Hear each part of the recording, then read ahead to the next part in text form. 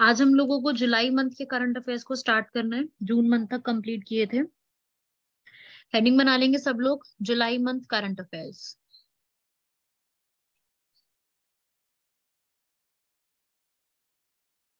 जुलाई month के current affairs में क्या क्या चीजें इंपॉर्टेंट है, क्या क्या चीजें पूछी जा सकती हैं, स्टार्ट करते हैं वन बाय वन।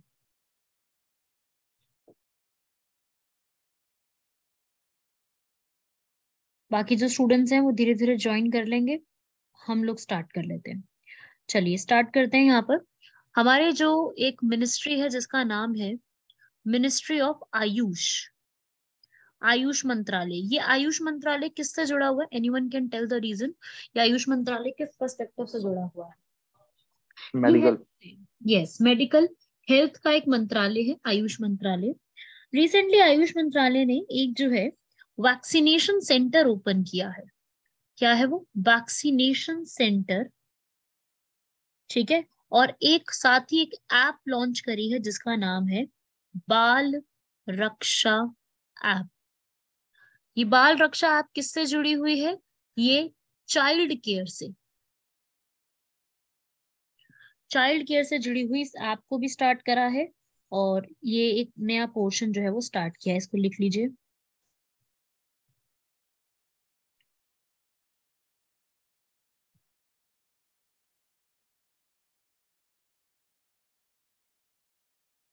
ठीक है भाई। नेक्स्ट, रिसेंटली एक मैस्कट, मैस्कट क्या होता है? एक लोगो जिसका नाम है जागृति। मैम वैक्सीनेशन जागृति सेंटर का नाम नहीं है क्या? वैक्सीनेशन सेंटर का कोई स्पेसिफिक नेम नहीं है, वैसे आप लिखना चाहो तो लिख सकते हो। जगह है दिल्ली में ओपन हुआ है, वो है all India institute of Ayurveda. All India institute of Ayurveda.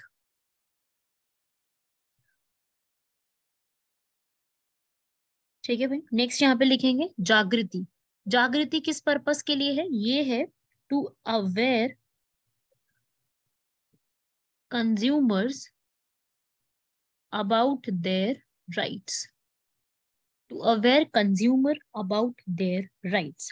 सब कंज्यूमर्स को बताने के लिए, जगाने के लिए। सबने सुना है ना, जागो ग्राहक जागो। वहीं से ये जागृति जो है एक नया मैस्कॉट निकल के आया है। ठीक है भाई। इसी वहीं से ये टॉपिक जो है वो भी निकल के आया है, इसको लिख लीजिए।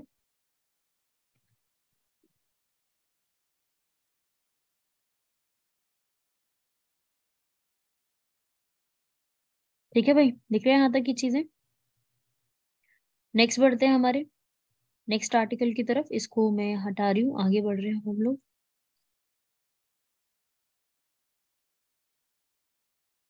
रिसेंटली एक जगह का नाम चेंज हुआ है जिसका नाम है औरंगाबाद। औरंगाबाद लोकेशन महाराष्ट्र। वहां का नाम चेंज किया गया है सांबाजी नगर। ठीक है। और यही औरंगाबाद में महाराष्ट्र के लोकेटेड है क्या? Ajanta Ellora caves. I hope सब लोगों ने अजंता एलोरा केव्स के बारे में सुना होगा। औरंगाबाद, सांबाजी नगर नाम किया गया है। औरंगाबाद जो है वो छत्रपति संभाजी महाराज, वो उनको यहाँ पर मारा गया था। औरंगजेब के कहने पर उनको यहाँ पर बहुत बुरी तरह से मारा गया था। इसीलिए ये नाम जो है अब संभाजी नगर के नाम से रख दिया गया है। ठीक है भाई, लिख लीजिएगा।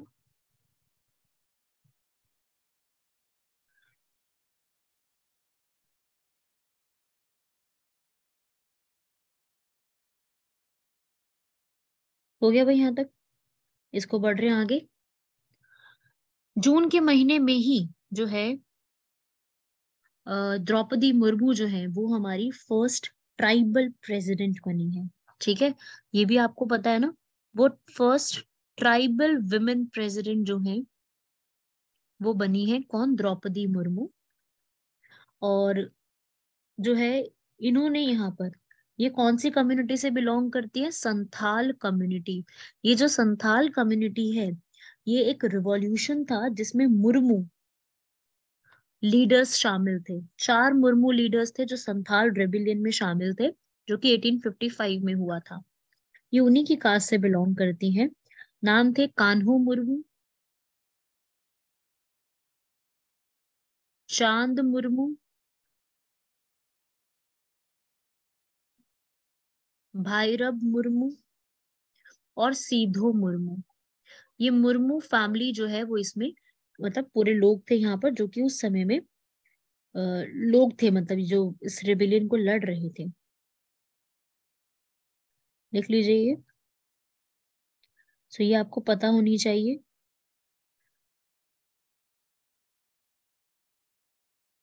ठीक है भाई। सो ये है हमारा एक, याद रखिएगा ये इस कम्युनिटी से बिलोंग करती है। ठीक है।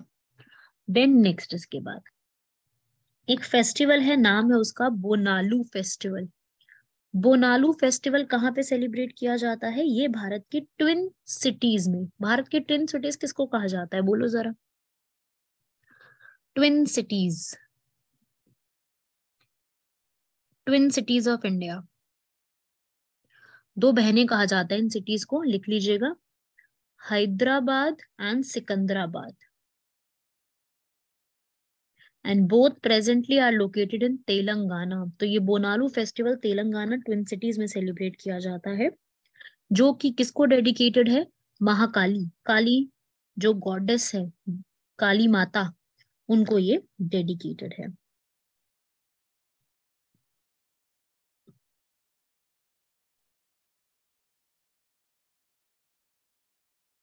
ठीक है, इंपॉर्टेंट है, ये लिख लेना। देन इसके बाद क्वेश्चन आएगा, कौन सी सिटी को it has been chosen as cultural capital of SCO, Shanghai cooperation organisation का कल्चरल कैपिटल भारत में किसको चूज किया गया था? कल्चरल और टूरिज्म कैपिटल चूज किया गया था वाराणसी को। ठीक है। ये ये आप जानते हैं कि सबसे पुरानी सिटी है पूरे इंडिया की, जो कि कहाँ पे लोकेटेड है? वाराणसी इज इन यूपी, जो कि गंगा नदी के किनारे सिचुएटेड है। तो यहाँ पर इसको चूज किया गया था।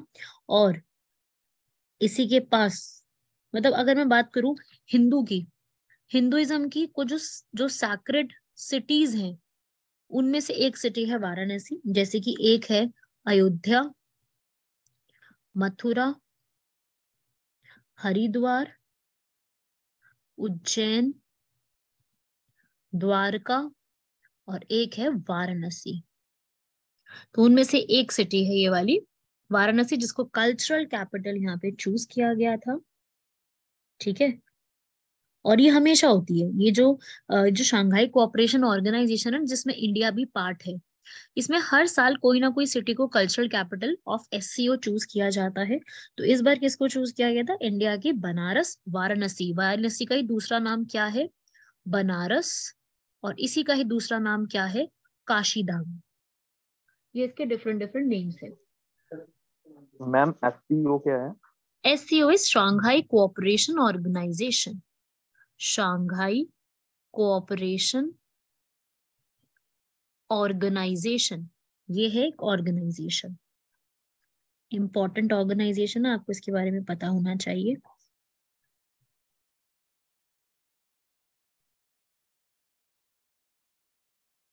ठीक है।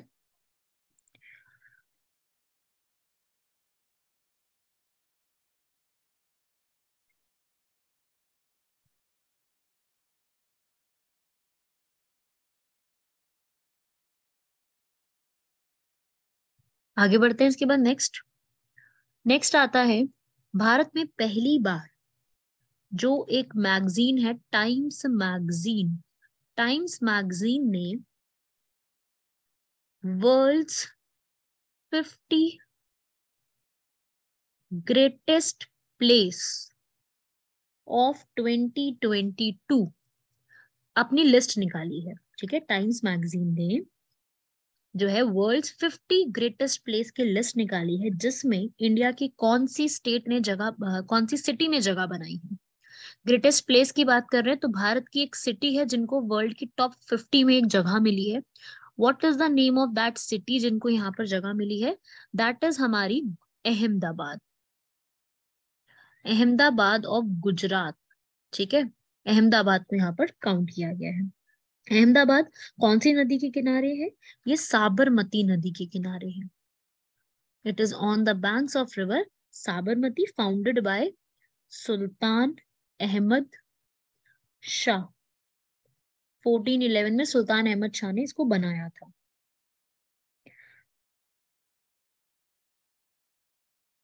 यहाँ पर बहुत सारे मॉस्क हैं, बहुत सारे टेम्पल हैं, बहुत सारे यहाँ पर हिंदू और जैन टेम्पल्स हैं, तो इसीलिए इसको यहाँ पर चूज किया गया है।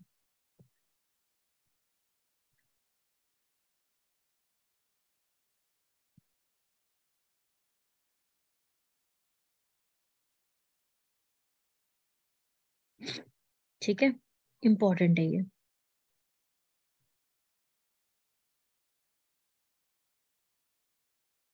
बढ़ते हैं आगे नेक्स्ट। हमारे होम मिनिस्टर ने अमित शाह, उन्होंने एक स्टैचू ऑफ बनाया है श्रीनगर जम्मू कश्मीर में। श्रीनगर जम्मू कश्मीर में एक स्टैचू बनाया है, नाम क्या है उसका? Statue of peace. किसको डेडिकेट हुआ ये? स्वामी रामानुजाचार्य।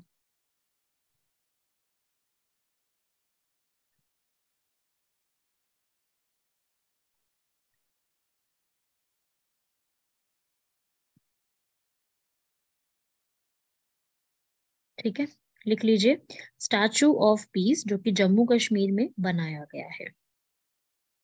ठीक है, रामानुजाचार्य कौन थे? ये रामानुजाचार्य एक ट्रैवलर थे, पूरे इंडिया में यहाँ पर जाते थे और इन्होंने बहुत सारी चीजों को, भक्ति को किस तरीके से आगे बढ़ा सकते हैं, उस भक्ति के ऊपर इन्होंने बहुत काम किया है। तो उसी के लिए स्टैचू ऑफ पीस जो है वो अमित शाह ने श्रीनगर में इसको, मतलब वहां पे बनाया है। ठीक है, उसका जो है उसको बनाया गया है वहां पर, इसको लिख लीजिएगा, इंपॉर्टेंट है ये।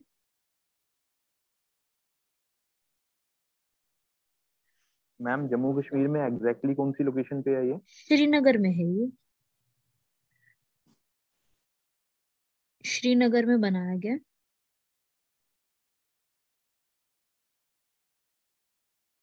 ठीक है, ऑलरेडी एक और स्टैचू ऑफ पीस है भारत में, ये तो चलो श्रीनगर में बनाया गया। ऑलरेडी एक स्टैचू ऑफ पीस के नाम से ऑलरेडी यहाँ पर इंडिया में है। आपको किसी को पता है कहाँ पर है वो? श्रीनगर से पहले जहां बना था एक और है, वो है पाली राजस्थान में। वो ऑलरेडी स्टैचू ऑफ पीस वहां पर भी बना हुआ है, वो काफी साल पहले बना था। ठीक है, तो वो भी ऑलरेडी स्टैचू ऑफ पीस बना हुआ है। काशू जो तेलंगाना में आप बता रहे हो ना, हैदराबाद में, वो स्टैचू ऑफ इक्वालिटी है, वो स्टैचू ऑफ इक्वालिटी है। ये स्टैचू जो मैं दूसरा बता रही हूँ वो स्टैचू ऑफ पीस पाली राजस्थान में है। ठीक है, तो दो है, कंफ्यूज मत होना, दो स्टैचू ऑफ पीस है, एक स्टैचू ऑफ इक्वालिटी भी है। ठीक है, मैं आपको बता देती हूँ। एक तो है भाई स्टैचू ऑफ पीस, दो जगह पर, एक अभी बना है श्रीनगर में, और दूसरा यहाँ पर बन रहा है ये जगह इसमें राजस्थान में, राजस्थान में पाली में। ठीक है, सॉरी पाली नहीं, पाली। ठीक है, उसके बाद एक ऑलरेडी है स्टैचू ऑफ इक्वालिटी, कहाँ पे? हैदराबाद में। और एक है स्टैचू ऑफ यूनिटी गुजरात में। ठीक है, ये अलग से ऑलरेडी स्टैचूज चल रही हैं, तो ये एक याद रखिएगा।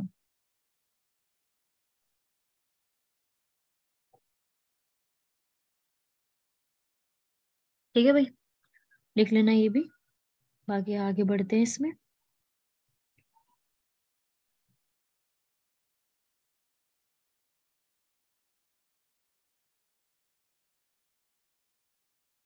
यहाँ तक हो गया नोट, इसको मैं हटा रही हूँ। ठीक है, नेक्स्ट क्वेश्चन की तरफ बढ़ते हैं। हाँ, आज के बाद नहीं होगा कंफ्यूजन। हाँ, वही तो कंफ्यूजन होती है, मुझे पता है कि आपने बहुत सारे स्टैचूज पढ़ते हो तो याद नहीं रहता कौन सी कहाँ की बात हो रही है, तो ये याद रखिएगा।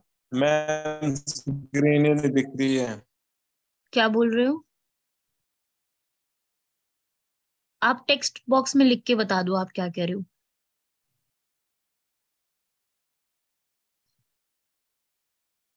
आगे बढ़ेंगे इसके बाद, नेक्स्ट, नेक्स्ट लिखो। अब हम कुछ डिफेंस से जुड़े हुए करंट अफेयर्स को लिखते हैं। Make a heading of defence. Defence के जुड़े हुए सारे करंट अफेयर इस महीने के एक साथ लिख रहे हैं। लिखो भाई, सबसे पहला यहाँ पे लिखेंगे, चाइना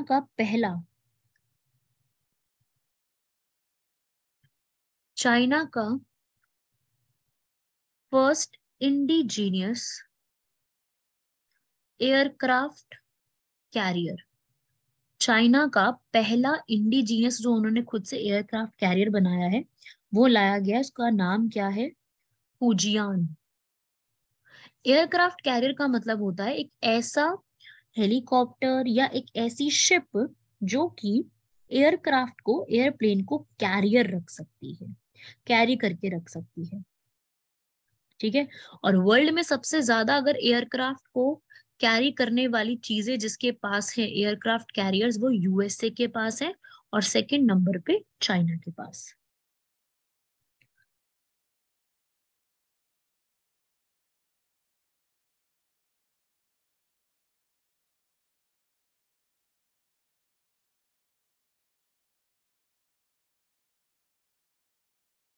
ठीक है भाई, देख लिया।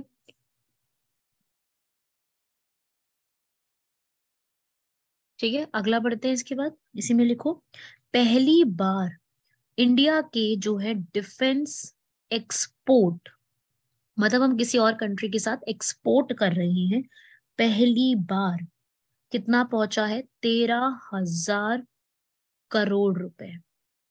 आज तक कभी भी भारत का डिफेंस का एक्सपोर्ट इतना नहीं रहा कि हम किसी को किसी दूसरे देश में एक्सपोर्ट कर रहे हैं।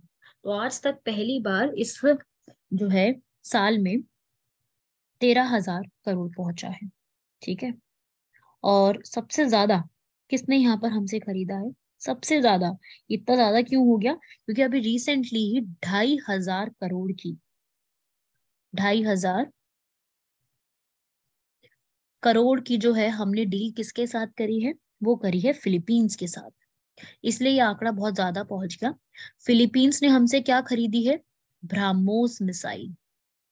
इसलिए एक तो काफी बड़ा कंट्रीब्यूशन ये हो गया। दूसरा यहाँ पे कंट्रीब्यूशन क्या हुआ कि जो यूएसए है उन्होंने हमसे बहुत ज्यादा इस बार खरीदा है। यूएसए हमारा एक्सपोर्ट में सबसे टॉप रहा है, सबसे ज्यादा हमने यूएसए को एक्सपोर्ट किया। उसके अलावा हमने काफी और कंट्रीज को भी एक्सपोर्ट किया, बस सबसे ज्यादा जो रहा है वो यूएसए का रहा है। इसलिए ये अभी न्यूज में है। तो एक अमाउंट इतना है, ये आपको थोड़ा सा आइडिया होना चाहिए।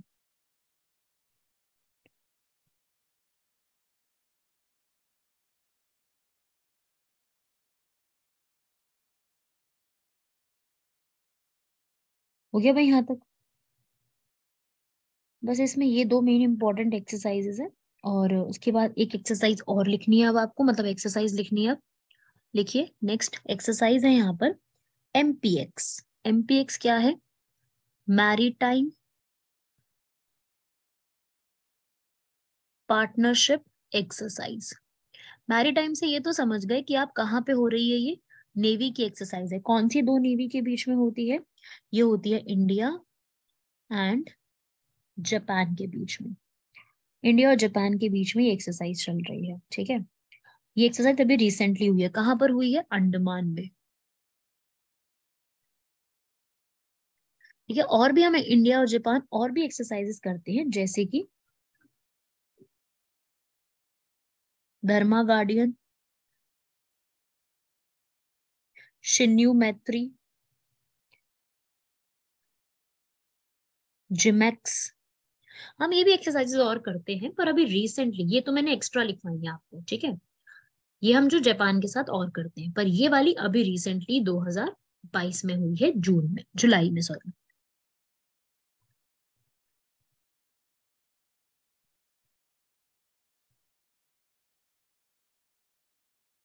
ठीक है भाई, ये लिख लीजिएगा। नेक्स्ट लिखेंगे इसके बाद, अभी रिसेंटली ही हमारी जो मिनिस्ट्री ऑफ होम अफेयर्स है उन्होंने 138 करोड़ रुपीस दिए हैं मैक को अपग्रेड करने के लिए। ठीक है। मैक को, व्हाट इज मैक? मैक क्या है? हमारे भारत का सबसे बड़ा जो है एक प्लेटफॉर्म है जहां पे इंफॉर्मेशन शेयर की जाती है। ठीक है, मैक क्या है? It is India's biggest intelligence sharing platform under IB. IB पता ना, इंटेलिजेंस ब्यूरो। इंटेलिजेंस ब्यूरो के अंडर आता है मैक। मैक इंडिया का सबसे बड़ा इंटेलिजेंस शेयरिंग प्लेटफॉर्म है, जहां पे भारत की जितनी भी एजेंसी से इंफॉर्मेशन जो है वो शेयर की जाती है आपस में। इसको कारगिल वॉर के बाद बनाया गया था, तो तब ये मैक है जहां से सारी इंफॉर्मेशन भारत की शेयर की जाती है। इसको और अपग्रेड किया जा रहा है ताकि भारत में और तरीके से हम अपने आप को प्रोटेक्शन प्रोवाइड कर सकें। ठीक है भाई, लिख लीजिए इसको।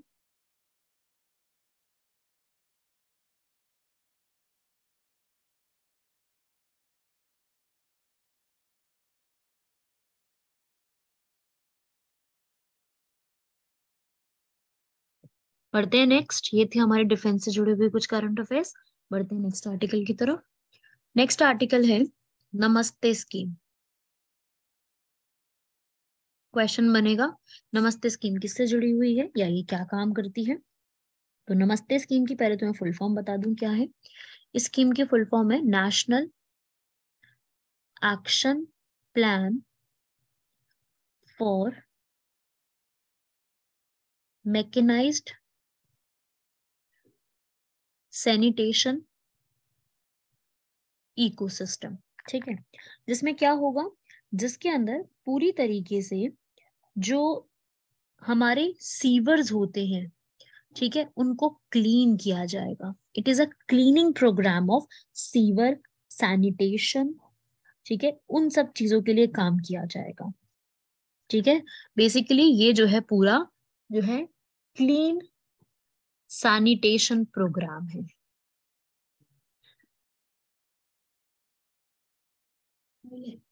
लिख लीजिए इसको, नमस्ते।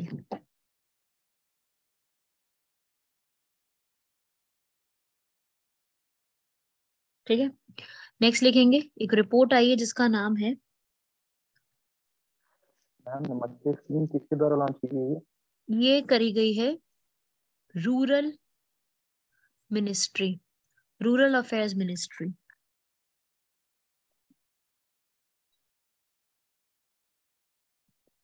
नेक्स्ट लिखिए, global gender gap report. Gender gap report किसने रिसेंटली लॉन्च करी है? ग्लोबल जेंडर गैप ये लॉन्च करती है WWF, which is world, WEF sorry, economic forum. ठीक है, वर्ल्ड इकोनॉमिक फोरम, जिसका काम क्या है भाई, ये बताना कि भाई कहाँ पर जेंडर गैप ज्यादा है, कौन सी कंट्री में कम है। ठीक है, कहाँ पे सबको, दोनों को, जो मेल है फीमेल है, दोनों को इक्वल अमाउंट में यहाँ पर अपॉर्चुनिटीज दी जाती हैं। तो देखिए भाई, इंडिया की रैंक काफी पीछे आई है इसके अंदर। इंडिया जो है 135 रैंक पे है आउट ऑफ 146 कंट्री। और टॉप करने वाली कंट्री है इसके अंदर आइसलैंड, जहाँ पे कोई मेल फीमेल में पार्शियलिटी नहीं होती है, दोनों को बराबर समान अपॉर्चुनिटीज दी जाती है। आइसलैंड इसमें टॉप पे है, उसके बाद फिर फिनलैंड है, फिर नॉर्वे है। इंडिया की पोजीशन काफी पीछे है।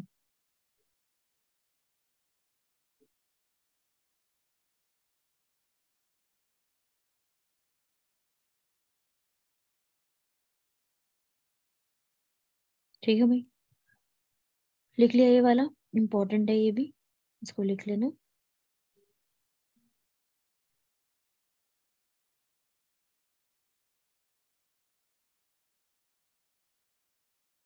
बढ़े आगे, ये मैं हटा रही हूँ, आगे बढ़ते हैं नेक्स्ट क्वेश्चन की तरफ।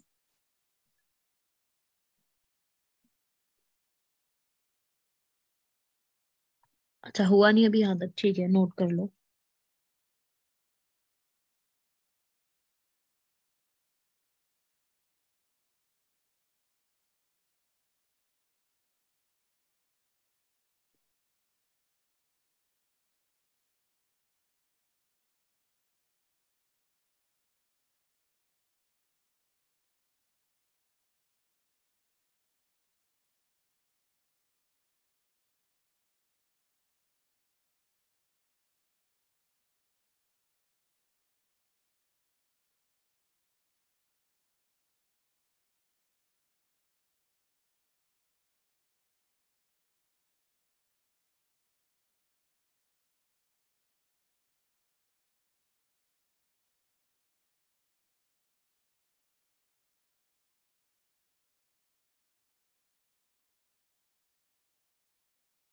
हो गया सबका यहाँ तक?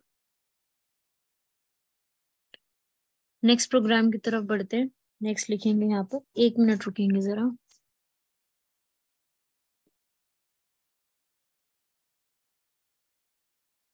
यस, आगे लिखेंगे इसके बाद। नेक्स्ट इम्पोर्टेंट, रिसेंटली जुलाई मंथ में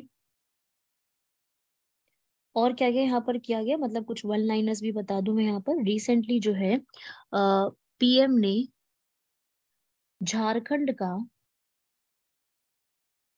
सेकंड इंटरनेशनल एयरपोर्ट को इनॉग्रेट किया है। What is the name of that international airport? वो है दियोघर एयरपोर्ट। दियोघर एयरपोर्ट, ये उसका झारखंड का सेकंड इंटरनेशनल एयरपोर्ट है। ये वहां पर इनॉग्रेट किया गया है। लिख लो इसको।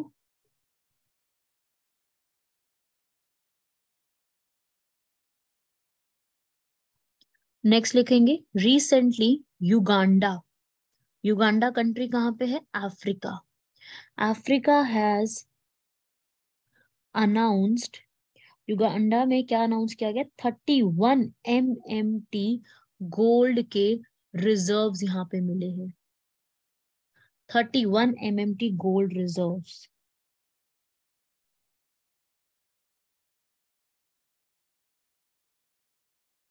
लिख लो इसको भी।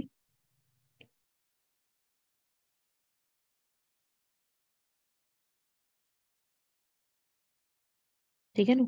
नेक्स्ट लिखेंगे, एक स्कीम थी हर घर जल। सुना होगा इसके बारे में, हर घर जल।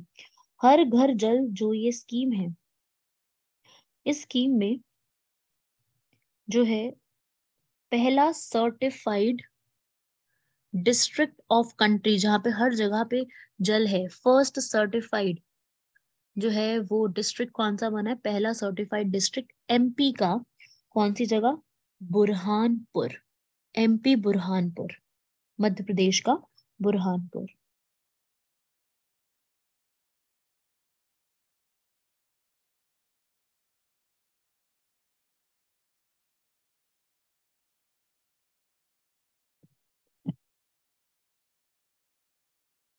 ठीक है भाई, लिख लिया? ये चीज भी याद रखिएगा इसके अंदर। फिर इसके बाद नेक्स्ट,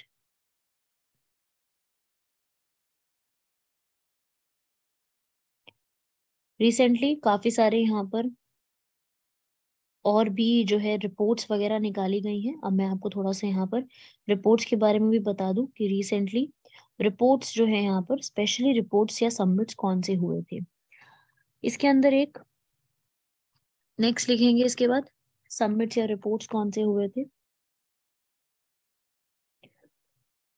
G20 के की मीटिंग्स हुई थी। G20 की मीटिंग्स कहाँ पे हुई थी? बाली।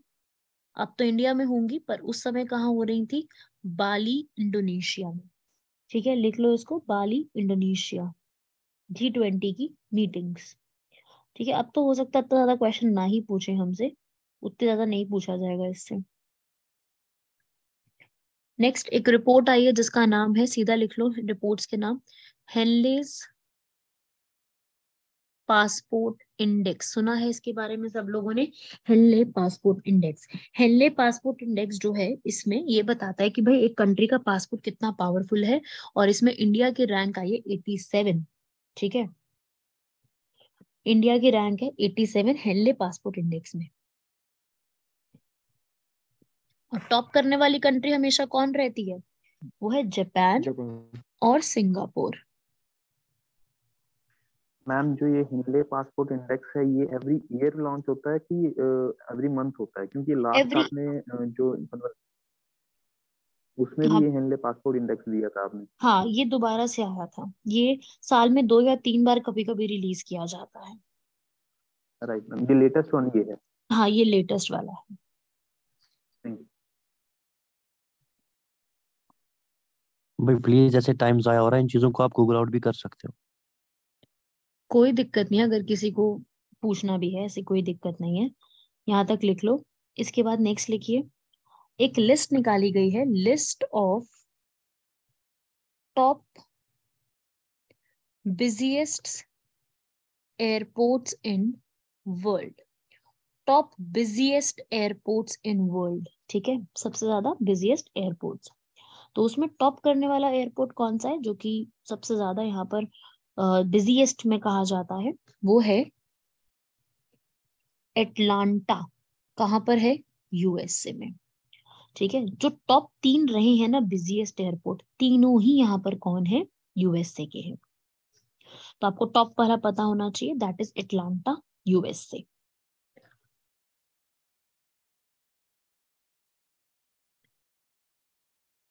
नेक्स्ट बढ़ते हैं आगे। हमारे इंडिया की लिस्ट निकाली गई है रिचेस्ट विमेन की, richest women list. Top India में कौन करती है? सबसे पहली फीमेल जो कि सबसे ज्यादा रिचेस्ट है, क्या है, कौन है उनका नाम? रोशनी नादर मल्होत्रा। किसकी है ये मालकिन? HCL कंपनी की। सेकंड टॉप पे कौन है? फाल्गुनी नायर। किसकी फाउंडर है? नायका। नायका जो कॉस्मेटिक वर्ल्ड में है उसके लिए, ठीक है। तो ये भी एक याद रखिएगा, मतलब इसमें सिंपल क्वेश्चन आएगा, इससे ज्यादा डिटेल में क्वेश्चन नहीं आएगा, सीधा ही क्वेश्चन। अगर आएगा भी कभी इससे क्वेश्चन तो सीधा ही क्वेश्चन बनेगा। वैसे ऐसे टॉपिक से क्वेश्चन मतलब कई बार पूछ लेते हैं, क्योंकि किसी भरोसा नहीं है एग्जामिनर का, किसी भी टाइप का क्वेश्चन पूछ लेते हैं, ठीक है। नेक्स्ट बढ़ते हैं। इसके बाद और कौन सी स्कीम लॉन्च की गई है? कुछ स्कीम्स और भी हैं जो हमारी मिनिस्ट्रीज ने और लॉन्च करी हैं, जैसे कि लिखेंगे और इसके अंदर, एक मिनट रुकेंगे। ऑपरेशन नार्कोज, ऑपरेशन नार्कोस, ये भी बेसिकली किस पर्पस के लिए है? जो नार्कोटिक्स हैं, नार्कोटिक्स का मतलब क्या होता है? ड्रग्स। ड्रग्स को यहाँ पर कंट्रोल करने के लिए एक और यहाँ पर हमारी जो ये है RPF है, रेलवे प्रोटेक्शन फोर्स, उन्होंने यहाँ पर ये स्टार्ट करा है। ये एक इम्पोर्टेंट स्कीम है। बाकी तो देखो स्टेट गवर्नमेंट की स्कीम्स है, एंड आई वोंट से कि आपको स्टेट गवर्नमेंट की सारी स्कीम्स पढ़नी है। जरूरी नहीं है कि आप सारी स्टेट गवर्नमेंट की स्कीम पढ़े, उतना हमारे से नहीं पूछा जाता, ठीक है। सारी स्टेट गवर्नमेंट की स्कीम्स मत पढ़िएगा। हाँ, बाकी यहाँ पर इस समय जो है 2 बुक्स लिखी गई हैं, ठीक है, वो बुक्स भी आपसे पूछी जा सकती हैं, क्योंकि इसी महीने में 2 बुक्स और लिखी गई हैं। नाम लिख लीजिए उन बुक्स के। द मैकमोहन लाइन बुक है, written by general JJ Singh. Then not just a night watchman, ये लिखी है विनोद राय ने। जो ये मैकमोहन लाइन है, बताइए जरा किससे जुड़ी होगी? मैकमोहन, मैकमोहन किसके बीच की लाइन है? इंडिया चाइना की। इंडिया तो और ये चाइना। यस, इन्होंने ही वहां पे लिखी है। और विनोद राय, उन्होंने भी ये बुक को, मतलब ये विनोद राय जो है ये हमारे एक CAG रही हैं। CAG पता है आप लोगों को ना, कंट्रोलर एंड ऑडिटर जनरल, उन्होंने ये बुक लिखी है।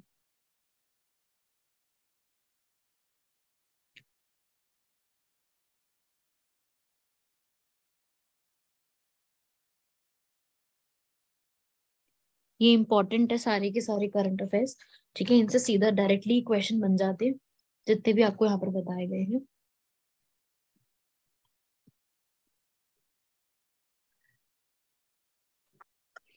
लिख लिया भाई? यहाँ तक बढ़ते हैं आगे। नेक्स्ट, किसी का अनम्यूटेड है, एक बार जो उसका भी अनम्यूटेड है वो म्यूट कर लो। चलिए नेक्स्ट लिखते हैं इसके बाद।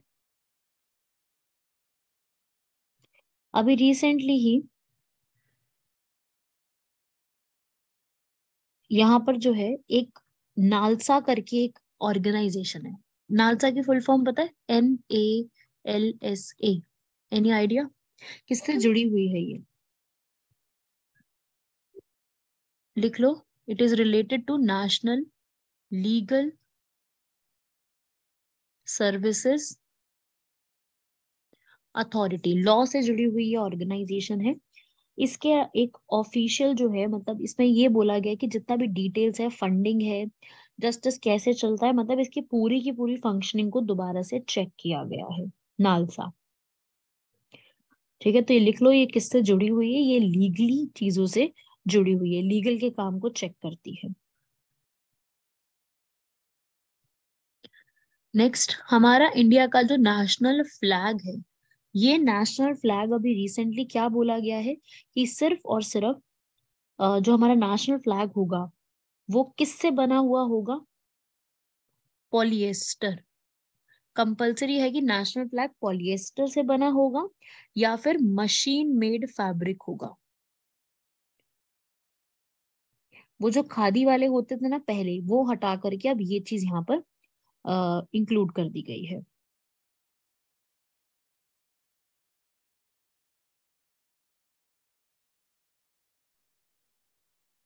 नेक्स्ट, आप सब लोगों ने पीटी उषा का नाम तो सुना ही है।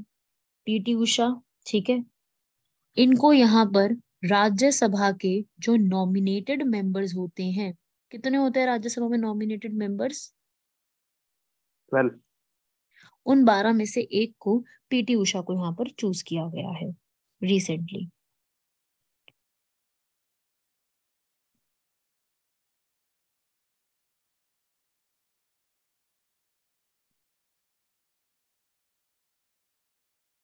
लिख लो ये सारी चीजें।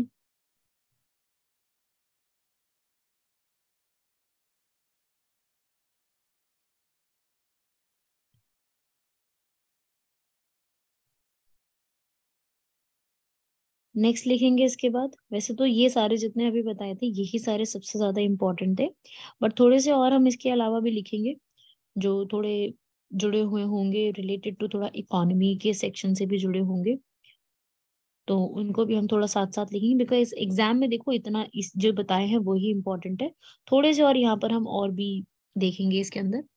जैसे कोई एक प्रोग्राम है जिसका नाम है उद्यमी भारत। उद्यमी भारत प्रोग्राम किससे जुड़ा हुआ है? ये उद्यमी भारत प्रोग्राम, ये हमारे भारत में MSME sector, what is this MSME sector? Micro small and medium enterprises, इनसे जुड़ा हुआ ये प्रोग्राम है। ठीक है, तो ये इनको सपोर्ट करने के लिए भारत में एमएसएमई में एम्प्लॉयमेंट जनरेशन करने के लिए ये एक आइडिया दिया गया है। उद्यमी भारत करके एक प्रोग्राम है जो कि एमएसएमई सेक्टर्स को आगे और बेटर बनाने के लिए स्टार्ट किया गया है।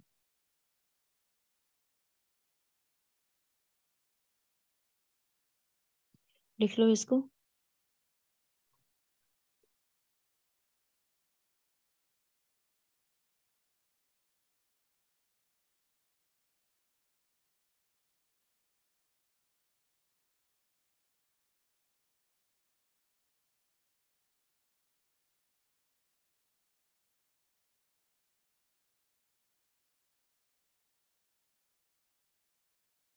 हो गया भाई यहाँ तक? ये कुछ इंपॉर्टेंट करंट अफेयर्स थे। अभी हम इतने ही करेंगे क्योंकि इस वाले मंथ में, जुलाई मंथ में, यही सारे इंपॉर्टेंट थे। हैं तो और भी करंट अफेयर्स, बट वही है कि उतने ज्यादा वो जरूरी नहीं है, इसलिए मैं वो इम्पोर्टेंट वाले और नहीं करवा रही। ठीक है, वो मैं लिखवाने को तो और लिखवा दूँ करंट अफेयर, बट उतने इंपॉर्टेंट नहीं है, उससे ज्यादा क्वेश्चन बनेंगे नहीं। ठीक है, वो उतने इंपॉर्टेंट नहीं है कि हमसे एग्जाम में सीधा पूछा जाए। ठीक है, तो ये मेन इंपॉर्टेंट करंट अफेयर थे जितने भी मैंने आपको अभी लिखवाए हैं, ये सारे इंपॉर्टेंट थे। ठीक है, इस इन्हीं को जो है आप तरीके से पढ़ोगे कि कौन सा प्रोग्राम लॉन्च हुआ है। ठीक है, ये पूछ लेंगे यहाँ पर। कौन सा नया जो है वो अभी आपको बताया ना कि टू अवेयर द कंज्यूमर्स, जैसे एग्जाम में क्वेश्चन आएगा, to aware the consumers which programme has been launched, option क्या दे देंगे आपको? ऑप्शन दे देंगे आपको दृष्टि, सरिता, जागृति या जागो ग्राहक जागो। कौन सा प्रोग्राम है बताइए जरा। जागृति। जागृति, ठीक है, ये आपको बताया मैंने। तो इस तरीके के जो क्वेश्चन है ना वो आपसे ज्यादा यहाँ पर पूछे जाएंगे, ठीक है। ऐसे ही जो मैंने अभी तक बताया वो या पूछ लेगा एससीओ में कौन सी कल्चरल कैपिटल को ओपन अप किया गया है, ठीक है। तो ऐसे टाइप के जो हमारे क्वेश्चन है ना वो आपसे पूछे जाएंगे। तो ये आप लिख लीजिए, जितने भी बताए हैं वो आपको याद रखनी है, ठीक है भाई। जितना भी लिखवाए हैं उसको याद रखना। बाकी जो आपको कुछ क्वेश्चंस वगैरह मिलेंगे उन क्वेश्चंस में आपको जो एक्स्ट्रा पॉइंट्स मिलेंगे उनको साथ साथ नोट कर लेना। बट इसके लिए आपको इतना ही इसमें गाशु जो बुकर प्राइज आप कह रहे हो, अच्छा कंफ्यूजन है इसके अंदर, ठीक है। मैंने वैसे क्लास में ना पूरा बताया था, बुकर प्राइज और मैन बुकर प्राइज में डिफरेंस बताया था, ठीक है। मैंने आपको बताया था कि जो बुकर प्राइज होता है वो इस बार का, अगर सिंपल आपसे बुकर प्राइज पूछता है तो वो श्रीलंका के पर्सन को मिला है, नाम लिखवाया था मैंने आपको, करुण तालिका। उनको जो उनकी नॉवल है सेवन मून्स वाली उनके लिए मिला है बुकर प्राइज। अगर आपसे मैन बुकर पूछता है तो आपका नाम गीतांजलि श्री आएगा, जो कि दिल्ली से बिलोंग करती थी। टॉम्ब ऑफ सैंड, रेत की समाधि के लिए उनको वो प्राइज मिला। तो बुकर प्राइज और मैन बुकर प्राइज वो अलग है। मैन बुकर पूछता है या इंटरनेशनल बुकर पूछता है, दोनों डिफरेंट है, ठीक है। क्लियर है यहाँ तक?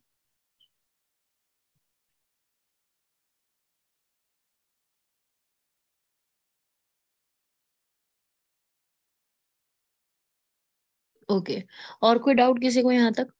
इन्हीं को कवर अप करो, बाकी कल की क्लास में हम इसके आगे के जो और करंट अफेयर्स है उनको कवर अप करते हैं।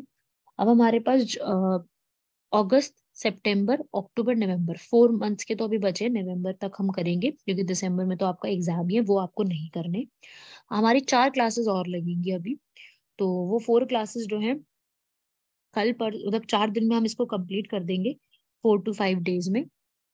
और क्या अगर मैं कोई मॉर्निंग में क्लास लगा दूं, थर्सडे को अगर मैं मॉर्निंग में एक क्लास और इवनिंग में एक क्लास, 2 क्लासेस कर दूं एक दिन में, तो कोई इशू तो नहीं है किसी को? अवेलेबल हो मॉर्निंग में लाइक 8 o'clock? अवेलेबल है सब लोग? किसी का कोई इशू है तो मुझे बताओ।